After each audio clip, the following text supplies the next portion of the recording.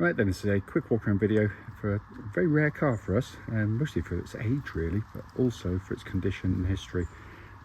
This is a Toyota Corolla 1.6 T3 automatic. The car's covered just 70,000 miles from new. It's 19 years old and it's been serviced 19 times. Amazing history, absolutely lovely condition as well.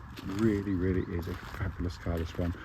Come around the front, lights and lenses, all good. No cracks that I can see in there. Bumper generally good. There's a little mark on the front bumper, just a little indentation. I've been really picky, by the way. Bonnet very clean. Stone chips are minor if any. Near side of the car, absolutely beautifully smoothed down the panels there.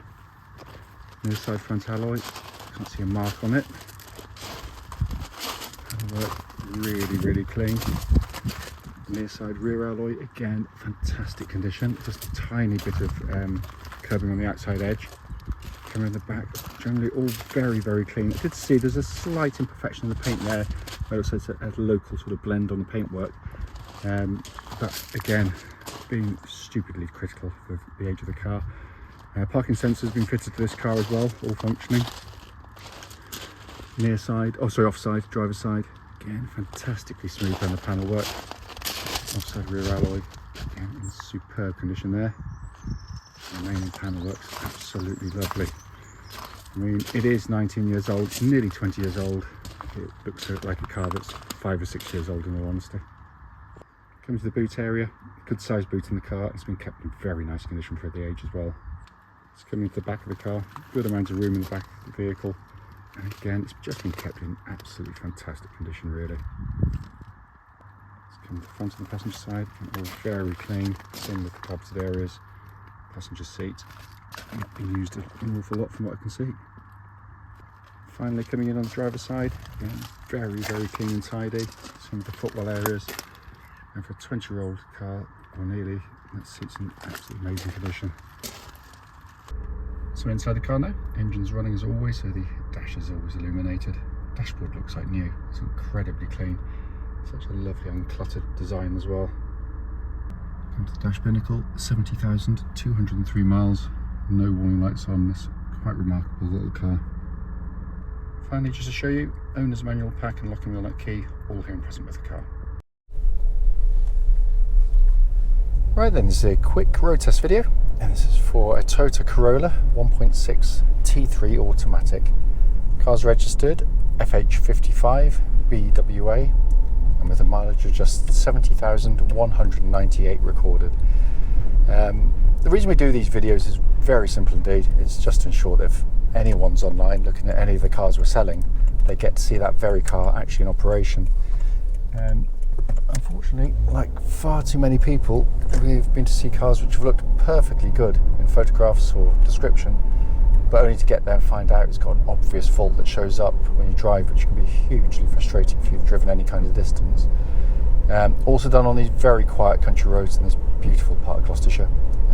This actually forms part of the road test route we take our customers on. The hope is, of course, it'll be representative of what you'd feel yourself should you go on a drive in the car. So coming to the car, as you know from the walk around video, an exceptional vehicle, serviced 19 times in its life. It's literally just arrived. I'm not cleaned the car. It could be put onto any forecourt. It's that clean straight away. It also feels just like new to drive, and I hate saying that because it's the ultimate used car cliche, but it really does. Everything just feels so tight on it. Turn the key, engine starts instantly and settles to a smooth, even idle. There are no warning lights on the dashboard at all relating to the engine or any other part of the car. And temperature gauge just under half, which is exactly where it's meant to be, and it's been on the road for the best part of an hour and a half by the time they've driven over to us. The engine, classic 4-cylinder Japanese engine, so sweet, so beautifully engineered. Tractable, quiet, refined, keen to rev, but without the harshness you get from some manufacturers.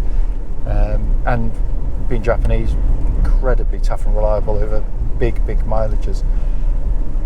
Engine then feeds through into the auto gearbox, which another one of the sort of Japanese fortes. It's slick shifting, they're robust and reliable. It's ratios selected obviously to get the best out of the car, both in terms of fuel economy and performance, and it does a very nice job, I have to say. The gear shifts on the move are slick, it feels keen to pick up and go. It's joyful to use, it really is. Notwithstanding, however, reputation, you should always do the same checks on any automatic gearbox. Just make sure when you do select drive from neutral or reverse, it doesn't clonk in, and that the gear shifts on the move are in fact smooth, and in every way this is perfect. Just can't fault it. Then we come on to the steering and chassis. First and foremost, this isn't a sports car, it's not meant to be. What it is a really lovely family hatch. The ride is exceptional even by modern standards. Lots of modern cars now use very sort of skinny, low profile tyres, which are great to look at but not great for driving on the road.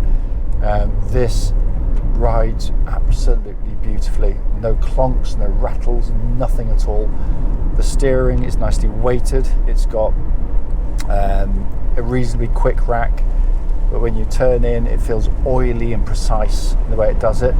Tracks dead straight without any vibrations at this speed or any speed up the legal limit actually. But the whole car, as I said, just feels so ridiculously tight on the road. It feels like a car that's a couple of years old, not one that's what's it now? Crikey me, sort of 19 years old or so. It's amazing how the Japanese engineered their cars, always have done. Brakes on the car are superb, they're powerful, they're well modulated, they're not grabby, but there's no pulsing or vibrations coming back through the brake pedal at all. And then we come to the interior. Videos cannot get across build quality, of course.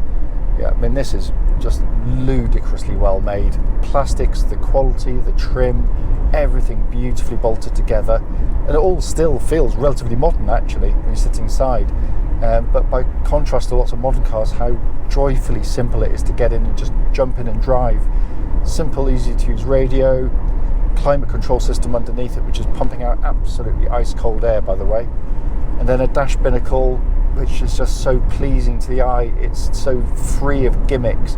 You just look at it, you get the information, take it back in. Fantastic. And the other thing you'll notice is, again, the visibility is superb in the car. You just don't feel phased or daunted or intimidated in any way sat inside the car. Swing around here. There's not much. Normally I go a little bit further, but literally there's no point, because I could have summed this video up in sort of 2 seconds, because it just drives faultlessly. Absolutely wonderful car. You can see why they're still so popular and so sought after. As I said, the point of the video is to pick up on any issues. There's nothing. It drives beautifully.